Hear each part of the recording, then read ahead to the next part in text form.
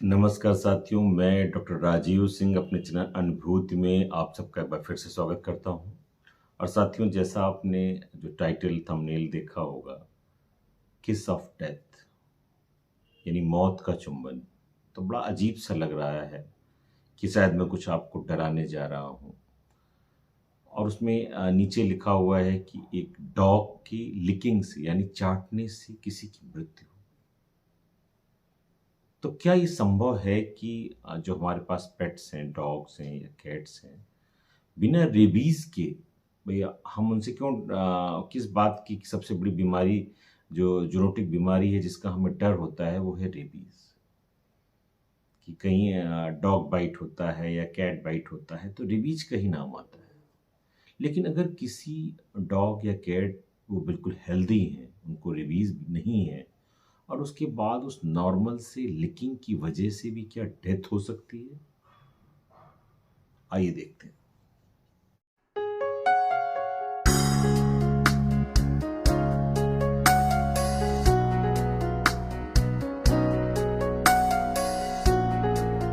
साथियों, 63 साल के एक व्यक्ति जर्मनी में नवंबर 2019 में उनको 3 दिनों से दिक्कत हो रही थी। क्या दिक्कत हो रही थी? उन्हें बुखार आ रहा था, उनके शरीर में दर्द था, खासकर पैरों में मसल्स में बहुत पेन था। जो सबसे बड़ी बात थी वो ये थी कि उनको सांस लेने में दिक्कत आ रही थी, जो ब्रीदिंग थी वो डिफिकल्ट थी, और ये प्रोग्रेसिवली बढ़ता जा रहा था। उनको सांस लेने में दिक्कत हो रही थी। तो जब नॉर्मल उनकी 3 दिनों का उन्होंने सोचा फ्लू होगा, उन्हें नहीं आराम मिला, तो वो हॉस्पिटल आया। हॉस्पिटल ने उन्हें एडमिट किया, उनके तमाम टेस्ट हुए, ब्लड कल्चर करने के लिए लगाया गया।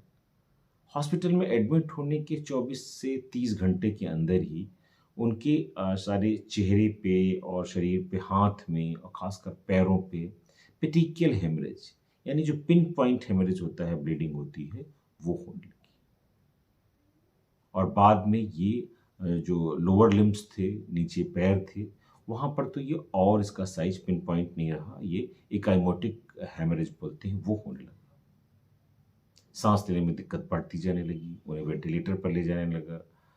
और जब चौथे दिन उनकी ब्लड कल्चर रिपोर्ट आई तो डॉक्टर्स बिल्कुल शॉक्ड रह गए। क्यों शॉक्ड रह गए? क्योंकि वो जो बैक्टीरिया आया ब्लड कल्चर में, वो बैक्टीरिया सिर्फ डॉग और कैट के सलाइवा में पाया जाता है। और कहने को तो ये बैक्टीरिया आमतौर पे कभी कोई बीमारी नहीं करता है। बीमारी करेगा भी तो किसको करेगा?